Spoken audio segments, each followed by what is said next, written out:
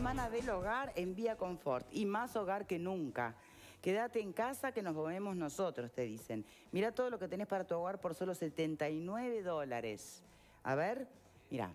Juguera, sopera, freidora sin aceite, cafetera capuchino, aspiradora, ciclónica, radiador, microondas y mucho más. Y si llevas 2 productos, el envío es gratis dentro de Montevideo. Quédate en casa, Vía Confort te lleva lo que necesitas. Llama al 2507-3883 o pedilo por la web. Te corté, Rodríguez Pupo, antes de ir a la pausa. Sí, lo que pasa es que es un trabalenguas y me va a ayudar la doctora Marta Balfre. A ver, ¿qué? Hidroxicloroquina. Sí, el famoso medicamento que estaría tratando a pacientes. Exactamente, que se estaría recomendando en las redes, casi sin ninguna prevención, porque lo que están diciendo que es prácticamente la cura del coronavirus. Pero va combinado con un antibiótico. Y hay que tener mucho cuidado con ese tipo de información. Dejemos lo que tiene que ver con lo médico puntualmente cuando tengamos la presencia en estudio de un rato nada más del infectólogo, porque hay mucha información circulando en esos temas, ¿no? Pero ese tema tiene que ver con Bolsonaro. A ver. Porque Bolsonaro en Brasil lo está recomendando. Bueno, pero es que recomienda acá, ahí tenemos el problema. ¿Quién recomienda? Para Bolsonaro esto es una gripecita. Bueno. Claro. Mira.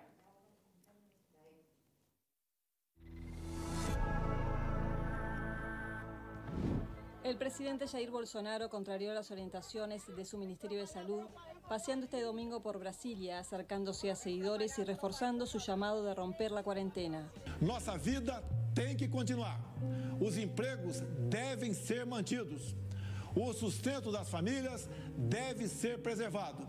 Devemos, sim, voltar à normalidade. Algumas poucas autoridades estaduais e municipais devem abandonar o conceito de terra arrasada. A intervenção do presidente Jair Bolsonaro e o conteúdo daquilo que ele disse ontem à noite foi absolutamente equivocado e em dissintonia, inclusive, com as orientações do próprio Ministério da Saúde do governo federal. Brasil no puede parar, dijo a pesar del avance del coronavirus que ya cobró más de 100 muertes en el país. Lo que he conversado con las personas es que quieren trabajar. Lo que he dicho desde el principio, vamos a tener cuidado, mayor de 65 años se queda en casa, le dijo Bolsonaro a un vendedor ambulante en un video en su cuenta de Twitter. Menos de 24 horas antes, el ministro de Salud había resaltado nuevamente la importancia del aislamiento social en la lucha contra la enfermedad, que en Brasil suma 3.900 casos y 114 muertes. La muerte está allí, si Dios quiere. Solo no podemos quedarnos parados. Hay temor porque si uno no muere de la enfermedad, muere de hambre, dice el vendedor a Bolsonaro, que responde, no vas a morir. En otro video, el presidente, que aboga por una vuelta a la normalidad del país, cuestionó la cuarentena defendida por gobernadores y algunos alcaldes como medida de contención para evitar la propagación del virus. Ese aislamiento horizontal, si continúa así, con la cantidad de desempleo, más adelante tendremos un problema muy serio que llevará años para ser resuelto, dijo. Brasil no puede parar. Si para, nos volvemos Venezuela, dijo más tarde Bolsonaro en las afueras de su residencia oficial. Algunos quieren que me calle, que siga los protocolos. ¿Cuántas veces el médico no sigue el protocolo?, comentó el presidente. Enfrentemos el virus con realidad, es la vida. Todos nos debemos morir un día, añadió.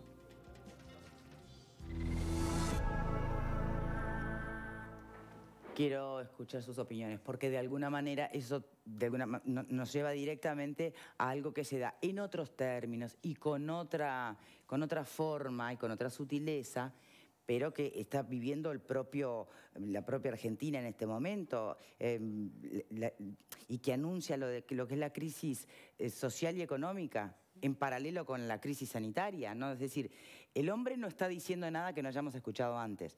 Por supuesto, está la forma, está a su cargo y todo lo que se puede argumentar de por qué indigna cuando uno escucha esto. A ver. Todos nos vamos a morir, es la única certeza que tenemos en nuestras vidas. Todos nos debemos morir, como dijo Bolsonaro, es otra cosa. En realidad no debemos morir, debemos vivir. Y para vivir hay que acatar una serie de normas que tienen que ver, obviamente, con una situación sanitaria a nivel mundial. Yo no le deseo nada malo a Brasil, por supuesto, como a ningún país del mundo, y muchísimo menos al mío. Ahora, tengo toda la sensación de que Brasil se encamina a ser la Italia de Sudamérica. Algo similar va a ocurrir en Estados Unidos también, donde se tomó de alguna manera muy poca prevención, donde se minimizó el asunto. Me temo eso. Y esto es como la humedad que viene bajando y va tomando toda la pared y llega hasta los cimientos. Esto viene desde arriba. Es el ejemplo de la máxima autoridad que tiene un país, un presidente diciendo esto.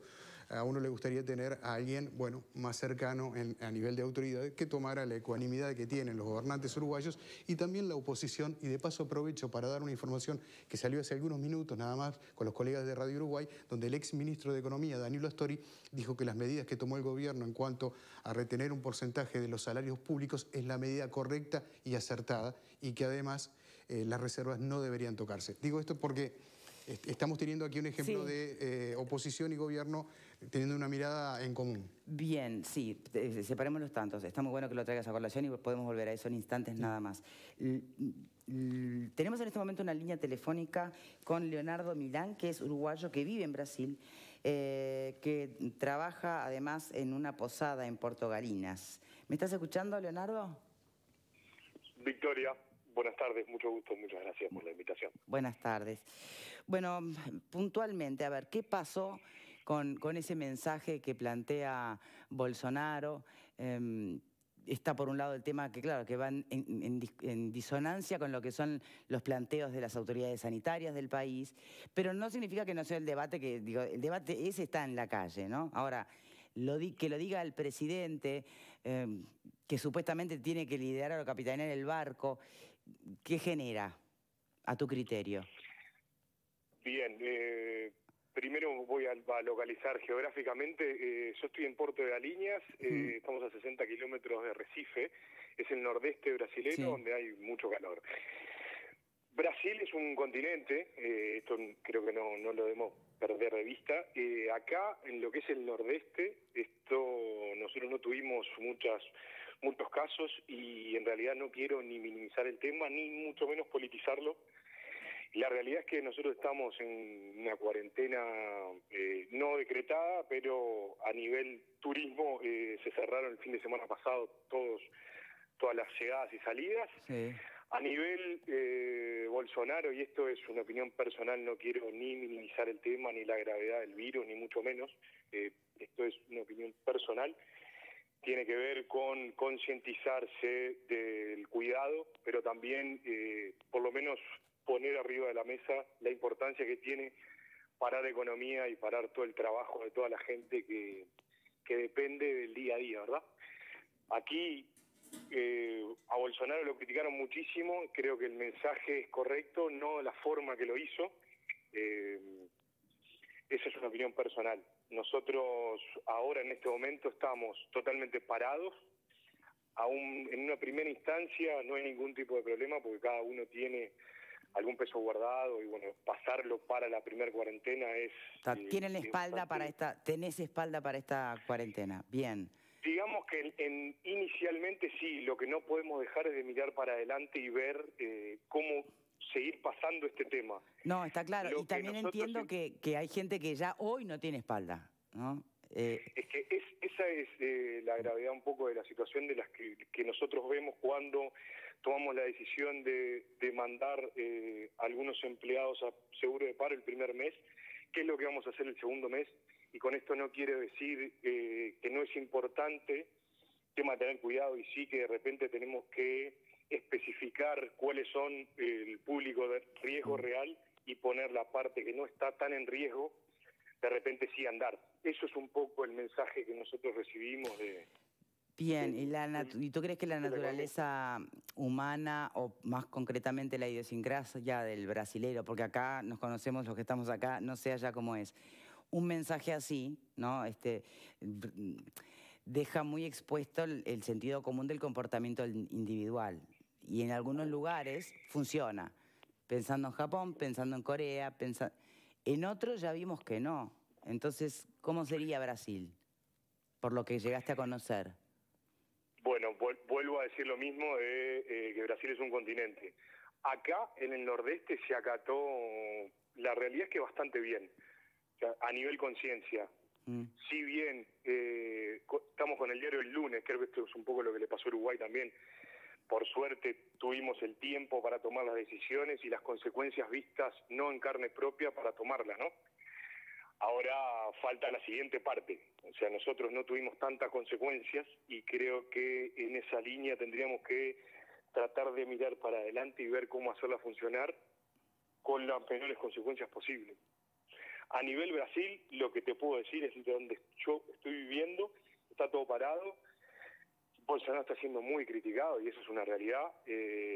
Personalmente, como te dije antes, pienso que tiene razón, no fue la mejor manera de decirlo, pero hay que tomar, hay que buscar la forma de que no me queda claro, donde tú vivís, sí, en tu zona, allí en Puerto Galiñas, sí, sí. la crítica a Bolsonaro es por desafiar las medidas sanitarias de su propio gobierno, digamos, o por el contrario, por haber tenido que cerrar y dejar todo parado y no entendí qué es lo que le critican en tu lugar a Bolsonaro. En realidad lo que le critican es que no puede mandar la gente a la calle así como así. O sea, eso es lo que se publica en absolutamente todos lados, sin ver el mensaje que contiene todo lo que dijo. O sea, no está diciendo que manden los de tercera edad, ni los niños, ni lo que es el público que puede afectar todo este virus, sino que de alguna manera se debe poner a andar la rueda. Sí, ¿Por qué? Sí, de alguna manera lo que plantea Israel, ¿no? Por ejemplo. Exactamente, exacto. Por una sencilla razón, que en algún momento, de acá a 1 mes y medio, 2 meses, el mismo obrero, el mismo empleado, o inclusive el mismo empresario va a tener que ir a buscar dinero a algún lado, a donde si la rueda no se pone a andar, no va a haber ni cuenta del banco, no va a haber gobierno, no va a haber absolutamente nada. Entonces, no es no darle bola a lo que pasa, no es no atender las autoridades de sanidad, no significa eso, significa ver, de buscarle alguna manera donde la rueda empiece a girar desde los sectores con menos posibilidad de infección. Bien, convengamos que el tema es muchas veces la forma, también tan importante como lo que se quiere transmitir, porque tú me estás hablando desde una interpretación de lo que quiere Bolsonaro, pero Bolsonaro, y el archivo no lo puede negar, esto es una gripecita. Hay frases que fueron, ¿no? Sí, vuelvo a lo mismo. Contra eso no tengo absolutamente nada que decir, porque nosotros lo seguimos desde otra perspectiva. No solamente que lo que muestran los fragmentos que muestran, sino con el contenido, desde cómo afronta las diferentes situaciones a cómo busca la solución antes de decir lo que hizo. Bien. Pero eso es otra parte, no quiero politizarlo y no es el tema. Y como uruguayo, informar lo que estaba pasando. Sí, y como uruguayo, Leonardo, ¿qué noticias te llegan de acá? ¿Cuál sería tu análisis de cómo nos estamos manejando acá? Te soy 100% sincero, yo estoy a nivel empresarial, estoy con varios problemas de pago, tanto con bancos como de servicios públicos, y cuando hablo con mi hermano o con mi mamá, me dice que Uruguay está 10 años adelante y que ya, tanto a nivel bancario como a nivel de servicios, tomaron una postura de cambiar los vencimientos. Eso a nivel económico, ¿no? Y a nivel personal, que todo el mundo fue lo suficientemente consciente como para guardarse este tiempo. Así que más que buenas noticias no tengo otra cosa. Evidentemente que tenés siempre una familia hay optimista. gente corriendo por la Rambla. ¿Cómo? Que tenés una familia optimista. Sí, bueno... a ver, es verdad, se han tomado esas medidas y se están tomando muchas otras y se está actuando de una manera bastante conjunta y monocorde entre autoridades del gobierno e incluso entre gobierno y oposición. Hay figuras de la oposición que están haciendo realmente honor a lo que significa tomarse esto en conjunto. Mucho más en serio. Y a nivel, vuelvo a lo mismo, el tamaño sí tiene que ver, y nosotros, cuando digo nosotros, digo Uruguay de ese lado y Brasil desde este otro, que también tenemos muestras y consecuencias de lo que pasaron por no hacerse lo que se debía hacer. Entonces el ser humano también tiene que ver con eso, ¿no? De ver que realmente se hace el mal si no se hace lo que se debe hacer. Bien. Bueno, yo te agradezco muchísimo por esta charla, Leonardo. Espero que sea lo mejor posible para ti y tu entorno, el lugar donde estás por allí, porque como decís, Brasil es enorme y obviamente la evolución de esta situación va a ser muy distinta región por región. Totalmente. Muchas gracias. Un placer y suerte. No, por favor, gracias a ti.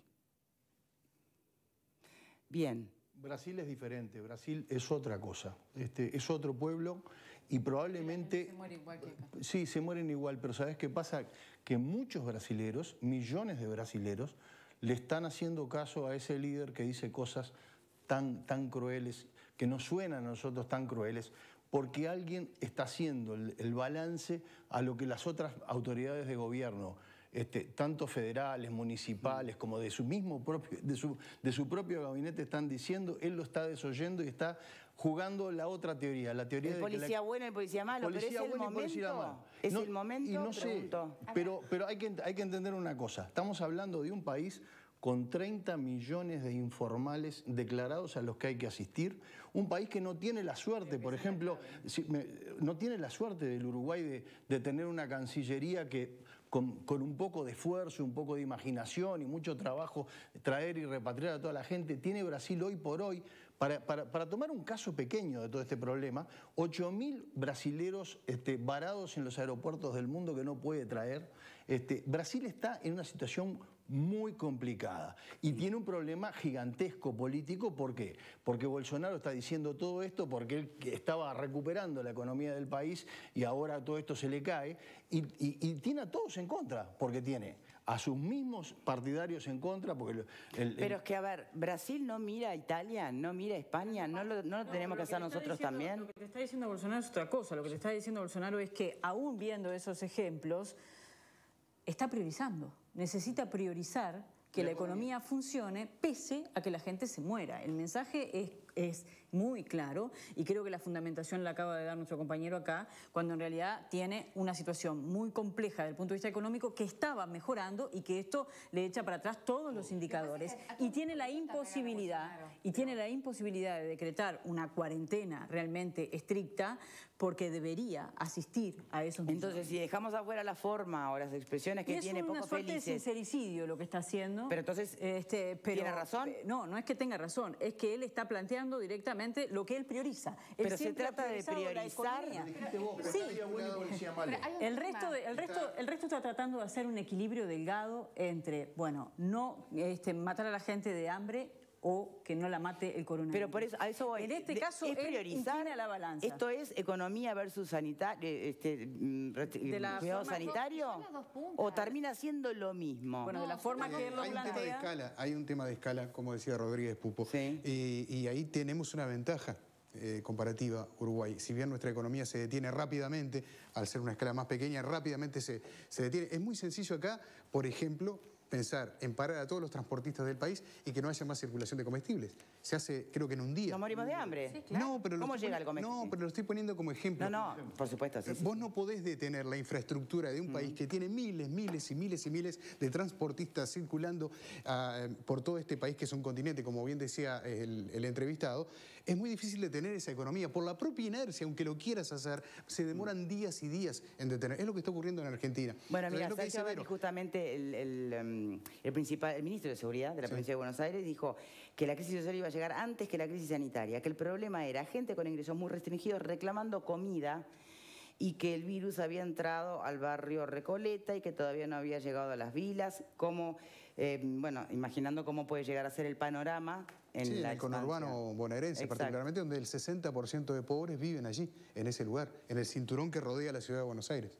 Entonces, cuando hablamos de priorizar, ¿es la palabra correcta entre el cuidado sanitario, el cuidado de la salud, el cuidarte vos y cuidar al otro, entre el evitar que realmente la gente termine con necesidades y con hambre, y eso que va a llevar de la mano a violencia y a un montón de cosas que no queremos ver? Pero vos podés hablar de eso acá que conocemos la situación. Allá en Brasil nosotros no conocemos la situación económica real de los diferentes estados que tienen realidades muy distintas. Estoy trayendo para acá ahora, obviamente. Acá es distinto. Lo que pasa es que yo creo que Bolsonaro tomó la decisión que tenía que tomar viendo su realidad. Quizás él no tiene recursos como para hacer el recorte de los salarios públicos, como se hizo acá, y un montón de otras medidas que están haciendo de flexibilizar el seguro de desempleo y demás. Digo, vos hoy comentabas lo de Astori, pero es el titular, ¿no? Y que es muy bueno como titular, efectivamente, en lo que tiene que ver con no tocar las reservas federales, de alguna manera alineándose con el gobierno. En concreto, pero es un poco más amplia su perspectiva. él dice que le gustaría que el ámbito privado pudiente también aportara, porque ese es un debe que todavía está siendo reclamado y en discusión. Muchos entienden que, bueno, que el ámbito privado ya con el número de envíos a seguro de paro ya está demostrando su vulnerabilidad. El ámbito privado también incluye otros sectores que, bueno, eso es lo que se viene planteando también, y es quienes tienen ganancias que van por otro lado, que tienen una espalda más ancha, en fin. Yo creo que es más largo, ¿no? todo lo que piden que al ámbito privado ese se lo cargue con impuestos, tendrían que haberlo demostrado mientras gobernaban, que justamente que le iban a poner impuestos a la soja, que le iban a poner impuestos a los más ricos. Yo vi que hasta que le perdonaron deudas tributarias a gente muy poderosa en el Uruguay. O sea que yo creo que me quedo con lo que decía Pepe recién de esa reacción favorable, en este caso del exministro de Economía Astori, que se dio cuenta tras una semana muy complicada en la que la oposición o el brazo sindical de la oposición organizaron los caceroleos, que todo eso fue un boomerang, fue un tiro que salió por la culata, y creo que hace bien la oposición en el Uruguay. Marcelo Abdala pidió disculpas por la expresión de Molina, directamente a presidencia. Bueno, a recoger la piola, eso es buena cosa, le hace bien al país, creo que habla bien del país, y entre las cosas, por ejemplo, ya que íbamos a comparar la situación de distintos países de Latinoamérica, yo mismo me tengo que desdecir de algunas cosas que dije la semana pasada respecto de la Argentina. Si hay algo que podemos copiar a la Argentina en este momento es el espíritu de unión. Yo creo que ese sentido nacionalista que ellos tienen los ha llevado a momentos de crisis. De alguna manera no han tenido demasiados problemas entre oficialismo y oposición, y hay un sentido unitario y hay un sentido nacionalista de tomar esto como una gran catástrofe a la que se enfrenta con todo el mundo junto y unido. Yo creo que esa es la lección que también estamos empezando, por suerte, a aprender en el Uruguay nuevamente para enfrentar esta epidemia, y que no la tiene el Brasil hoy. El Brasil tiene ese problema de que los distintos gobernadores de Estado están de punta contra Bolsonaro, un problema político gigantesco, y hoy ese problema se empezó a dar después de un tiempo fuertemente en España. El PP se le puso de punta al gobierno. Bueno, nosotros tenemos que curarnos de eso. Creo que nos vino bien el ejercicio de la semana pasada, porque creo que nos dimos cuenta todos de que de esto se sale unidos. Bueno, por eso mismo, respecto a lo que tú mencionabas de los aportes del sector privado, creo que van a ser una etapa que sigue, ¿no? La propia Azucena el otro día en conferencia de prensa dejaba esa puerta abierta, porque piensen ustedes lo que significan estos envíos al seguro de desempleo, que ya van por los más de 74.000 trabajadores. Sí, histórico. Es histórico, son millones. Hoy una estimación de Gali hablaba de 74 millones de dólares más o menos para solventar un mes de estos seguros de desempleo. La medida de los funcionarios públicos aporta unos 12 millones. Se necesita además la asistencia alimentaria. Se habla de un fondo de unos 400 millones de dólares por lo menos para atender la urgencia. O sea que las cuentas siguen sin dar. No estamos hablando de saquear al sector privado, pero sí que hay un sector que todavía tiene capacidad de contribución, que en algún momento va a tener que ser tocado. Ojalá no sucediera, pero eso es una realidad que parece imposible de que no suceda. El propio sector agropecuario está buscando ahora la forma voluntaria de hacer un aporte. Están por estas horas buscando alternativas para ver cómo se pueden derivar fondos para ese fondo COVID, porque evidentemente no alcanza con lo que hay, y también está el tema del endeudamiento, ¿no? ¿Cuánto más nos vamos a endeudar para poder asistir? ¿Cuál parte del sector privado? Porque no te olvides que acá hay mucha pequeña por empresa, supuesto, unipersonal, trabajadores que no hablamos de la tienen pequeña empresa, que no los puedes tocar más. No hablamos de la pequeña empresa, no hablamos de las empresas personales. Muy por Sin embargo, cuando se puso el grito en el cielo por parte del PIT-CNT, cuando se habló y se mencionó o dictaminó directamente, ¿no?, los aportes o descuentos que se iban a estar haciendo a los funcionarios públicos que ganaran por encima de 80.000, saltaron como si se fueran a tocar los de 20.000. Esa es la parte más delicada. Sí. ¿Qué números? ¿Qué franjas? Claro. ¿Qué? ¿No? En honor a la verdad, también hay que reconocer algunos aportes individuales voluntarios de estas últimas horas. Ni que hablar. Los 30.000 kilos de los arroceros, lo que hicieron los rematadores rurales ganaderos. Por supuesto. Todas esas cosas hay que valorarlas. Yo me sumo a la idea de que eso hay que llevarlo a otro estadio de mayor aporte. ¿Cuánto para aprender con esta crisis que estamos viviendo? ¿Cuánto para aprender? ¿Cuántas palabras que antes nos sonaban como palabras simplemente, inversión, gasto, cuántas cosas para tener en cuenta ahora, ¿no? El trabajo de los científicos. El Instituto Pasteur acaba de realizar en las últimas horas un descubrimiento relevante en lo que tiene que ver, y perdón por lo poco científico de mi expresión, pero casi que el ADN del coronavirus en nuestro país. El genoma del propio virus. Exactamente. Sí. Lo cual les va a permitir a los científicos trabajar en esa materia. ¿Cuánto de lo que se reclamaba de inversión para la educación, para el trabajo científico, y cuánto del rol del Estado hoy? Tanta gente está llamándolo precisamente al Estado para que venga a atender a los más desposeídos como corresponde y como debe ser, al margen de otras experiencias a nivel personal y tantas cosas que nos parecían tan insólitamente tontas hace tan solo 13 días atrás y hoy nos parecen una maravilla, ¿no? Hablando de solidaridad, hablando de la creatividad que va a ser más que necesaria en estos tiempos para pensar en cómo reciclarse, cómo resistir. Bueno, es un programa que se llama Sembrando, que está impulsado por la primera dama y que se llama Emprendedores. Te cuenta que ante la situación de emergencia sanitaria provocada por el COVID-19 y las posibles repercusiones en tu emprendimiento, te invitamos a gestionar una reunión de consulta con uno de nuestros expertos para que puedas asesorarte. Pese que aún no hemos podido presentar de manera oficial el programa Sembrando, queremos empezar a apoyarte desde ya y te ofrecen el link. Hacemos una pausa y ya volvemos.